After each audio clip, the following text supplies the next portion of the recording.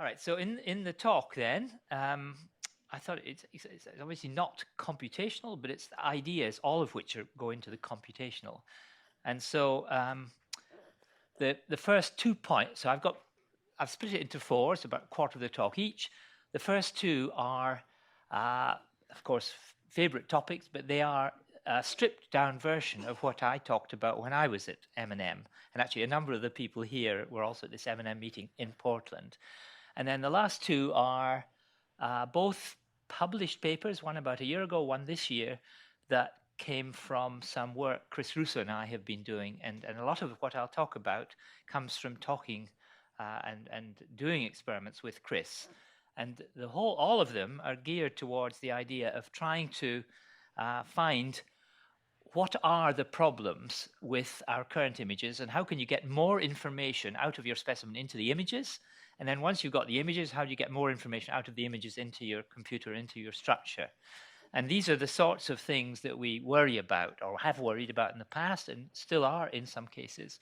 So one of them is just the electron optics, but now we have these wonderful microscopes with good vacuums, good bright sources without too much energy spread. And so in a way that's solved. So one question is, can you do it cheaper? The second one, radiation damage, you can never get around it, but the consequences of radiation damage like charging, beam-induced motion and so on, you can get around. And the goal, of course, is to make it so that the actual intrinsic radiation damage is the only thing that's left that's limiting you. And of the things that it causes, one of them is this physical mechanical beam-induced motion that in Alberta's talk, that the first few frames, we now think that is the main problem, actually. And you saw in his movies, there were, for the 38 frames, the first 2 had dots with sometimes 1 or 2 angstroms between the first frame and the next frame. That means that during the first frame, it's moved by several angstroms. So that's blurring your first frame and so on. And then we've also worried about charge buildup during, so you put the beam on, it's an insulating specimen, the specimen charges up, and then during your exposure, that will change the defocus a little bit. We've worried about it, and I'll show some data about it. And then there are also, because it's an insulator, microscopic charge fluctuations, which in the past, people described back in the 60s as the bee swarm effect. If you go far out of focus, low mag, you see the specimen twinkling. All of our specimens are twinkling, and the question is that one of the killers? And I'll say something about that. And then once I talked to Bob Glazer when we were thinking that it'd be better to have some lower voltage microscopes. And Bob said, no. He said, if anything, we want a high voltage. And then his reason was he wanted to get rid of the curvature of the Ewald sphere. But there are, in a couple of programs now, cures for that. And then the last thing I'm going to talk about is to do with elastic versus inelastic scattering. Elastic is what we want, and inelastic is associated with the radiation damage. And then obviously later on, we might get more benefit out of liquid helium. All right, so the first part of the talk then comes from work that Peter Rosenthal and I did a long time ago. And this is our overall theory. I'm not going to go into it, but the idea is this is the average structure factor, and this is the resolution or resolution squared. And these are the form factors where essentially at high resolution, all the atoms scatter randomly. At low resolution, they scatter coherently. That's what we expect to happen. The images are a bit blurry, so you lose high resolution features. The computer doesn't get the angles and positions quite right, so there's more blurring. And then there's a certain noise level, and as you put in more particles, you drop the noise level, and the idea is to get the noise level below the signal, or below the signal after it's been blurred and so on. And then when the signal drops to equal the noise level, that's the resolution you're at, and we're trying to make that better. So this was Peter's actual data in the year 2003 on this pyruvate dehydrogenase. It gave an 8.79 angstrom map. That was the best we could do then with these things. And of course, now it's much better. But this is the red curve is the experimental version of that theoretical hand-waving curve. And you can see they're all coherent at low resolution. You can see them. It fades down, and then it comes down, and then you have the noise level out here. And this is roughly the resolution, 8.7 angstroms. And the B factor that describes this structure factor against the square of the resolution, 1 over d squared, the B factor was 1,000. And that was the factor that was limiting us to 8.7 angstroms. So Peter came up with this plot which we've now called the Rosenthal plot, which was the resolution that you're reaching, and on the vertical scale, and this was Peter's idea originally, the log of the number of particles. And then that data set he collected, that open circle was his data, and then this was our hand-waving theory, the one that Fred referred to that we made about 1995. And then we said 10,000 particles were needed. However, we were using a very, very conservative criteria. So now actually we think 1,000 asymmetric units, so 50 icosahedral viruses ought to work. You shouldn't need these millions of particles unless you want to have, say, 100 different conformations. Anyway, Peter's conclusion was, this was the resolution we got, the 8.7 angstroms. If we wanted high resolution, which we did, one idea was you collect more particles, and then you can get to 6 angstrom resolution with many centuries of work in collecting data. So we said this is a bad idea, so we stopped that project and started to think about other things. But Peter's idea in the dotted lines was you should make the images better, computer programs better, get the B factor down. And in 2003, this is about the maximum we imagined was possible. And the idea was then if you could get it down to 125, you could go out here and you'd get 3 or 4 angstroms with less effort than we did back in the year 2003. So that is one of the things that we like, and this particular plot is a good one to judge how well you're doing. And here are 3 examples of more recent data sets. So this is, say, 2015, and you can look at, so this is the same Rosenthal plot. This was from Radostin Danev's work in Martinsried with Wolfgang Baumstein on the proteasome. And they, with a faceplate as well, but they collected a lot of data, 100,000 particles, 1.4 million, and they got about 2.2 angstrom resolution. And then they just left particles out of the data set and recalculated it. And it's a pretty nice straight line. And that tells you that one B factor more or less explains the behavior of all the data. And the B factor is 100, not 1,000. And then these are a couple more data sets that Vinoth Kumar collected in Cambridge in collaboration with two groups from India, and now Vinoth is back in Bangalore running their national facility there.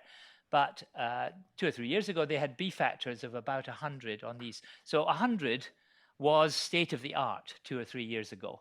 And the idea is that if you go down to what is a lower resolution, say 10 angstroms, you're only needing 800, 6 angstroms, 50. So the number comes out about this 1,000 particles.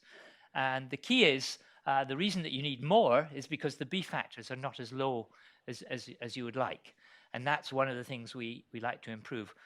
The second type of plot that we really like is exactly what Alberto was showing before, which are these plots, frame number in the data set, 2 ribosome data sets collected with different dose rates.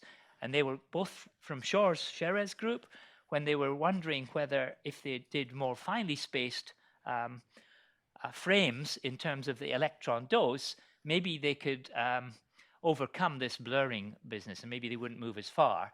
And actually the shapes of the curves were identical at that time, and they're peaking around 5, 6, 7 electrons per square angstrom, with the early frames being bad because the images are blurred in some way, and then the later frames lose information because of radiation damage. And that was then a beta-galactosidase data, probably the one that was 10017 that was talked about earlier this morning, and then mitochondrial complex 1. All of them had more or less the same shape, and we have worried about this, think it's a very important problem to solve, and it's somewhat solved, but not completely solved. But Chris Russo and I have been worrying about why it has this shape, and that was one of the questions. So we've got this one. This is not published, and the numbers aren't exact at the moment. But the idea is to try to explain the shape of this bottom curve, which is what you get when you evaluate the quality of the data. And these were the various things that were on that first slide that we thought of that might be contributing to it.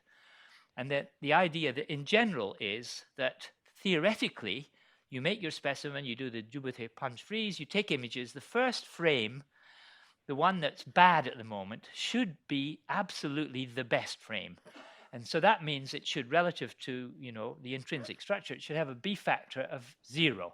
describing the fading out of the data. And then as you expose it to more and more irradiation, 1 electron, 2, 3, 4, you'll be gradually introducing disorder. The damage to different molecules will be a bit different, and it'll fade out. And we don't know that number, but we think it's between 5 and 7, because we measured it by fading of diffraction spots in crystals, between 5 and 7, more or less independent of what you're looking at, although some proteins are slightly more sensitive than others. And then the idea is that by the time you get to 25 electrons per square angstrom at 300 keV, you've got a B factor of about 150 here. And so it's fading out, and at the moment, we don't have a graph like that because the water molecules move around and push the proteins around because there are charge fluctuations, charge buildup, and mechanical specimen motion. And what we've tried to do is investigate those to see which ones are more important. And I'm just going to show you a couple of examples now of 3 of these things. So one of them, and this is a paper that Greg McMullen and Vinoth worked out about 3 or 4 years ago. And the idea was, why do we not get beautiful tone rings when we take a picture of pure water? So the middle one is a picture of a carbon film. On the left is our typical tone rings from a defocused carbon film image. And it's a movie series, but in this picture of carbon atoms that don't move, you add up all the frames of the movie, you get a beautiful tone ring pattern. If instead of doing that, you add up the power spectra of the individual frames, it's weaker, because the atoms, when you add them up, they're adding up coherently, and these are then being added as amplitudes. And when you square it, you get a nice pattern, whereas here you're adding the power spectra and it's weaker. This is the same image that it's been calculated, the Fourier transform calculated in 2 different ways. This is the Fourier transform of the summed images. That's the sum of the Fourier transforms of the individual frames. This is weaker than that. If you do the same thing with a pure film of water, this is what you get on the left. So in other words, you add up the frames, you can see a peak around 3.7 angstroms from the water molecules. There are faint tone rings, but they're very faint. If you, instead of doing that, you add up the power spectra of the individual frames, it's much stronger. And that's because here, the carbon atoms have not moved at all. Here, all the water molecules, they're moving to a certain degree between frames. And we kind of validated that by taking that same carbon film, and now instead of taking a movie of one area where all the atoms are the same, we took 25 different areas, being careful to adjust the defocus to be the same. And so this is the picture of the same carbon film. On the left, we've added together 25 uncorrelated areas where all the atoms have moved between each frame, and then that's the power spectra. So this one looks identical to this, right-hand side, but the left-hand side is weaker than that in a similar way to what it is in the ice. And then the thing is, this is a picture of the same ice view, so you can process these frames in different ways, and that's what this bottom panel is. So this is the number of frames you average before you do the Fourier transform, before you add the power spectra together. 1 is the same as what you've got on the left. And so for this middle one with the carbon film that's not moving, the more frames you add together before you calculate the Fourier transform, the more power you get. It's a straight line like this. Whereas on the right-hand side, the more you add together, the weaker it gets. So this is atoms that 100% of them move between one frame and the next. This is none of them move. And so the ice in between, depending on the exposure rate and so on, has a different shape. And from this, you can show that the water molecules, roughly speaking, move 1 angstrom for every 1 electron per square angstrom. So by the end of it, by the end of a normal 25 electron, the water molecules have moved by 5 angstroms. That pushes the protein molecules around and causes a little bit of blurring. But by the time you're at a ribosome, they move by less than half an angstrom, so it doesn't really matter. The second one is charging. Here is an image of a wholly carbon film with a thin film of water on it. And this is low mag, high defocus, before we put the beam on it to take a high resolution picture. And we're going to put the beam on in the middle to take a high resolution image of it. And if you then go back and take a low mag afterwards, this is what you see with that type of low mag images. So in the middle, that is the 1 to 2 angstrom, 1 to 2 micron diameter beam that you'd be using in your normal high mag image that gives us all the beautiful data that we're going to be using to determine the structure. And it's gone dark. And the reason it's gone dark is it's a patch of positive charge. John Berryman was the first to observe this in 1990. We call this the Berryman effect, the dark patch, and sometimes people use that for aligning the alignment between their search and their image. What we didn't, this is work that Chris Russo and I did about a year ago now, what we didn't and had never seen before that, accompanying the dark spot, there are all these little white spots. And that's because the electrons that came out of that patch, creating positive charge, some of them have gone to the column and disappeared, but others have landed on the specimen, the bit that's not irradiated. And so these are little areas of negative charge, positive charge, and the lensing effect from having a big defocus tells you about it. From these, we can measure two things, the kinetics and the amount of charging. And the charging does perturb the image a bit, but basically most of that's happened within a fraction of an electron per square angstrom. So it's important, you can measure it, but it's not something that we worry about too much. And then the last thing is this microscopic charge fluctuation that we've worried about, and that's another paper.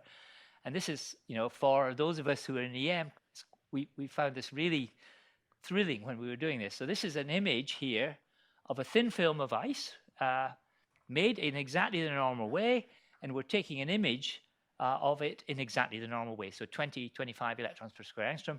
But instead of protein molecules, we've got 100 angstrom gold particles in it. And some of them are just little black dots. That's because the gold particles rotate, and inside the gold atoms are in a crystalline array, and only some of them are in the right orientation to look with your beam down the planes of gold atoms. And so that one there, you can see the little white dots. That's the diffraction of the electron beam off the planes of the atoms, which are obviously coming directly towards us, whereas these ones are not doing. So if you cut that out and magnify it, here it is. And if you cut out one of these diffraction fringes and magnify it, you see the fringes from the gold atoms. So you've got the two beams coming out. This is basically just Young's fringes from one reflection.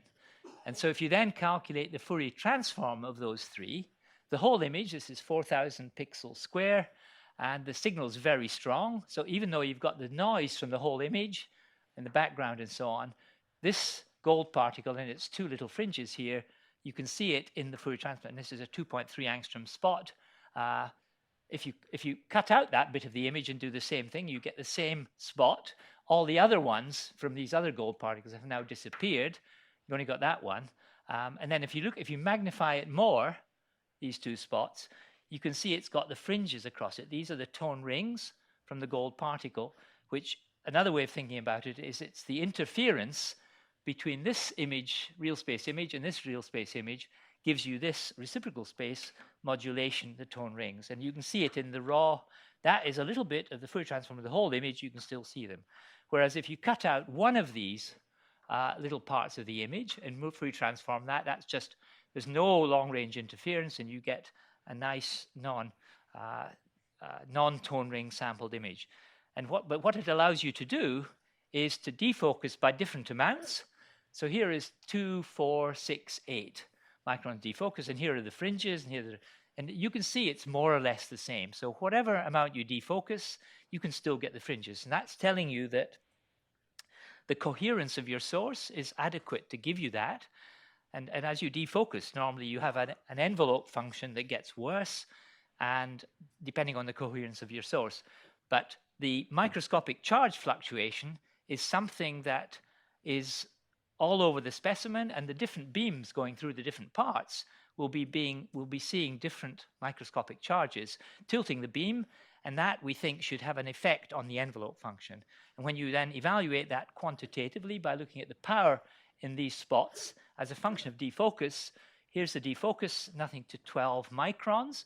This is a normal picture, typical magnifications.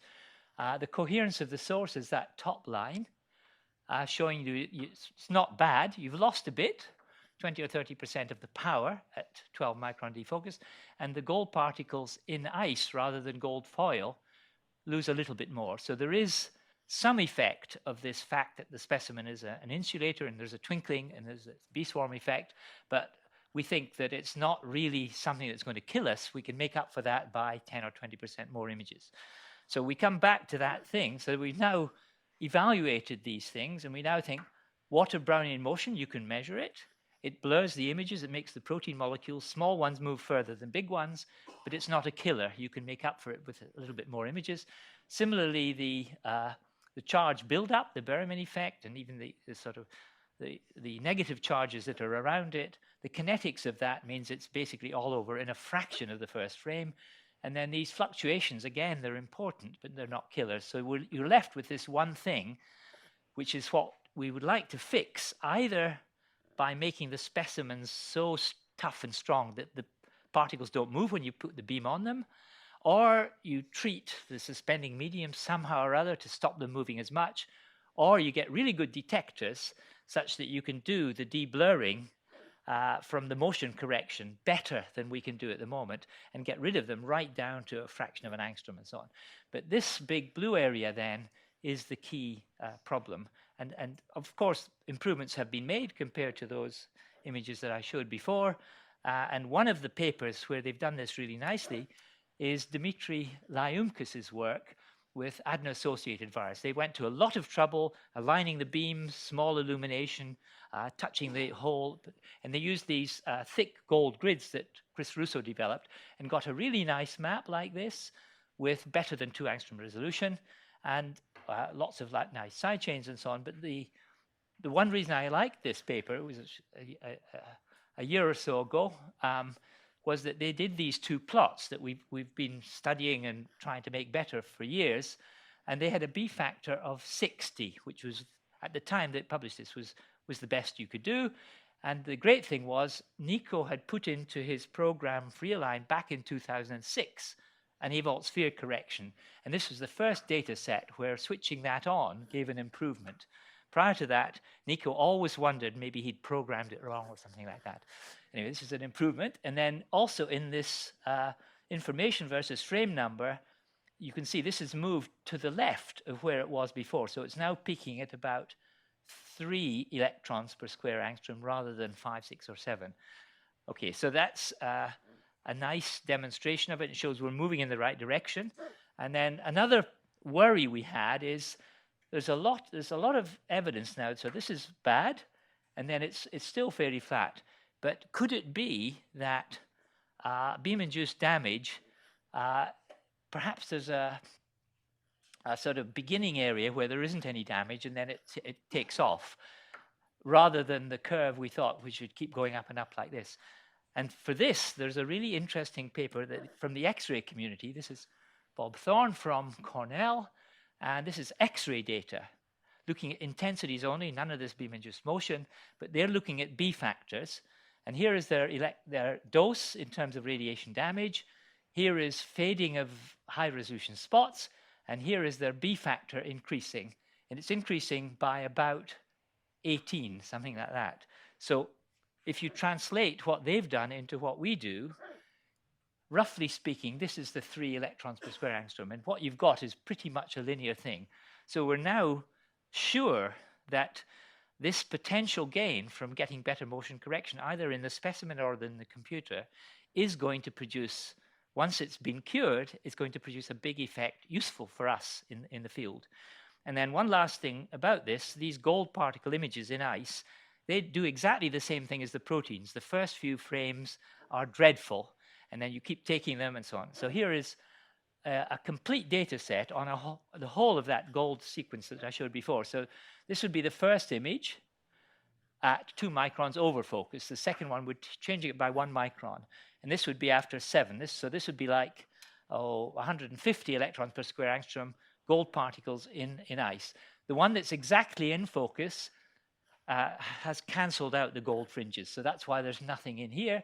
But you can see the very first frame here at 0.3 electrons per square angstrom. Because the gold signal is so strong, you can see that the gold is there, and that very first frame has the image. But if you add up all these, and there's, I think, something like 60 frames or something like that. If you add them, doesn't say what the number of frames is, but if you add them all up, that image is all blurry because during that very first exposure of the beam, it's blurry, just like we get in the structures. And then I'll finish with, and then one last thing after this. But here are 2 really nice data sets. This is Alberto's data, redone several times by Relion, and they managed to get their B factor to 56. And this one is the Wim Hagen data set that you also saw with B factors. So at the moment, we've got B factors of 50 or 60, but once everything is cured properly, you'll be down to about 30, and you'll need 5 or 10 times less data. So the last two things now, and I see my time is, one was Avolt sphere. So this is the idea. You have the specimen, you put the beam through your object, the diffracted beams come out, they get focused back, and then you can think of this as the gold, the dark particle and the two fringes. And the normal way that we correct for the defocus, CTF correction, you take these two fringes, you correct the whole image, and you put the fringes that would be defocused, you put them back into the particle, and that's the -2 sine chi of the CTF correction. But Chris and I thought, having seen these gold particles, and we hadn't realized at that stage that this is more or less what Nico had done about 15 years earlier. The idea is that you use, instead of -2 sine chi, you use e to the I chi to move that fringe back onto the particle, and then a separate one to move that fringe back onto the particle, so that you get the correction for these two diffracted beams that are coming out in opposite directions and have different Z star heights. So these are the ones that if you have a curved Avolt sphere, these are not the same Fourier component of the same fringes. They're slightly different, and that's what gives you the benefit of doing that. So the algorithm. So we explained this to Shores and probably Takanori programmed it into the program in a slightly different way to what Nico put into FreeAlign. So FreeAlign does e to the I chi, e to the minus I chi, just like it is here. The extra wrinkle that's in Relion now is that after you've done that, you put a mask around it to get rid of the one that you don't want. So when you shift this to the left with e to the I chi, you get the correct thing for the structure, but you also get this this ghost that you don't want. So putting a mask around that allows you to get rid of some of the noise that's systematic, and it would not improve your Fourier shell between the two halves of the data, but it will improve the Fourier shell between the model your map you end up with, and the model that you end up with. And they've done this and got a number of data sets to show a definite improvement. And the one that I'm going to point to is just, this is in their Relion 3.0 paper, but I'm only going to point to one panel here. And so this is an old data set, P22, viral capsid, a big thing, such that Avolt sphere would, and then this is when they do the Avolt sphere correction correctly and incorrectly, and they've got something like half an angstrom of improvement in resolution. So the conclusion is that the radiation damage you can't get rid of, but all the other things you should be able to work at to get rid of them, and we're part of the way along that track. So the last point then is this business about, and I'll just show you it. Vinoth and I wrote this review in Quarter Reviews of Biophysics about 3 or 4 years ago, when we said it's wonderful that we have these new microscopes, and they're very expensive, and we love these national centers where you go there and someone talks to you nicely, holds your hand, collects data for you, and so on. And we like that. However, many projects, particularly if you're trying to fix this business of beam-induced motion, you need to get on the microscope every day. And in our lab, you have to book, and it takes like 5 weeks before you get your day. And then you've done something wrong, you need another day. So what we need is daily access, and we said we want a cheap microscope. And then we thought, since none of the manufacturers seem to be making any effort in this direction, we better check a few things and see whether or not that was a good idea. But anyway, the general idea is we need a cheap microscope, 100 or 120 kV. And when we wrote this, we were just looking for a cheap one. But it turns out, in the old literature 50 years ago, it's known, and this is from the Bloch and Bette's work about elastic and inelastic cross-sections. And this is a paper that's just been published, or later on you'll see it. Matthew Peat, who gave a talk about it probably today in M&M. The idea is that here is a plot of the inelastic cross-section for electrons scattering off atoms, and here's the elastic scattering cross-section, and here's the energy of the electrons from 1 keV to 100 MeV. The elastic comes down, and when the electrons are relativistic, it goes straight. The inelastic ones comes down as a minimum ionizable particle, and then as the electrons get heavier and relativistic, and there are other effects, Cherenkov and so on, it goes up here. And so there's a minimum point, and if you take the ratio of these two, the elastic is what we want, the inelastic is proportional to radiation damage, and then there's obviously, if it's 1 keV, the electrons won't even go through our specimens, so you lose them all. So we've got this formula, transmission times sigma E over sigma I, and that's this dotted line. And when we plotted it in about a year or so ago, the peak of it, which tells you how much information you get for the same amount of radiation damage, came out at 100 keV, not at 300 keV. So we thought we'd better check this, and I say I'm at 0, but here is elastic cross-section of a thin film of graphene as a function of the energy. It has a straight line. The slope of that is exactly in agreement with that theory, and if we do the 100 keV to 300 keV, we've got a cross-section of 2. If you do the same thing for inelastic, the ratio is 1.6, so you've got something like 25–30% improvement. The inelastic is inelastic, but it's proportional to radiation damage. So here is purple membrane spots fading. Here is 100 keV critical dose, 300 keV. The ratio comes out about the same.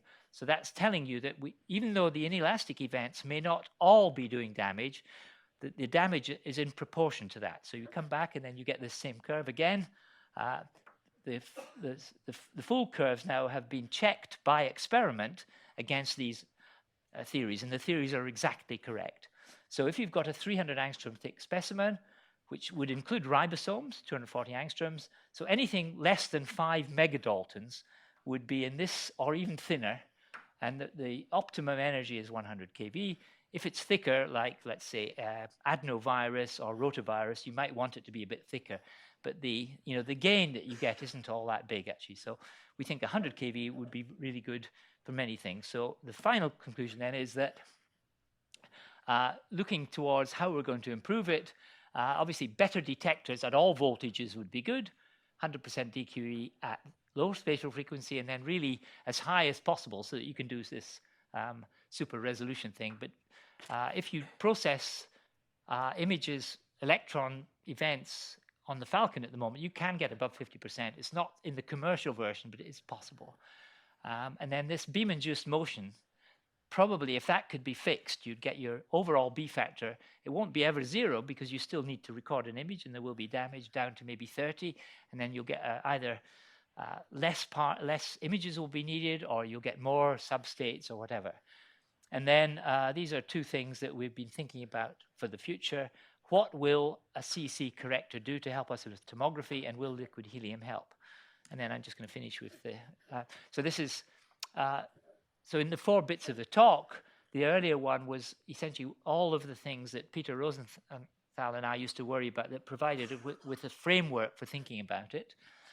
We were involved with detector development, 2 people, Wazi and Greg at LMB, and then 2 people at Rutherford Appleton, and they're still involved with sort of next generation detectors. And then most of the thing that I talked about came from discussions Chris Russo and I used to have, but eventually turned into experiments with Matthew Peat, his postdoc, and Katrina Nadanova about all these different things that are worrying for us, but may not be rate limiting in the way that radiation damage is. So hopefully that's a little bit of a sort of a flying tour of all the things we're thinking are important. Thank you very much. Yeah.